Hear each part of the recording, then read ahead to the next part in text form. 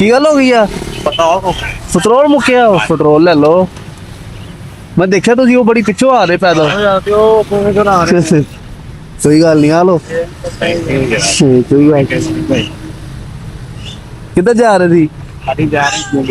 ਸਮੁੰਦਰੀ ਰੋਡ ਤੇ। ਚਲੋ ਅੱਗੇ ਪੁਲ ਉਤਰੋਗੇ ਨਾ, ਫਿਰ ਪੰਪ ਆਈਏਗਾ। ਅੱਗੇ ਪੁਲ ਉਤਰੋਗੇ, ਪੰਪ ਆਈਏਗਾ।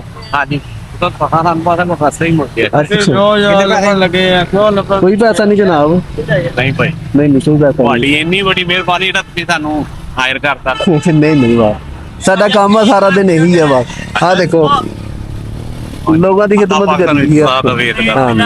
ਅੱਲਾਹ ਪਾਕ ਤੁਹਾਨੂੰ ਦੇਤਾ ਨਾ। ਬੜੀ ਬੜੀ ਮਿਹਰਬਾਨੀ। ਕੋਈ ਮਸਲਾ ਨਹੀਂ, ਦੇਖ ਲਓ ਹੋ ਗਈ ਚਾਹ।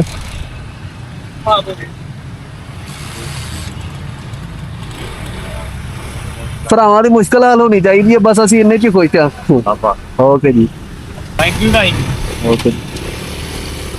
ਅੱਲਾਹ ਪਾਕ ਹਾਂ।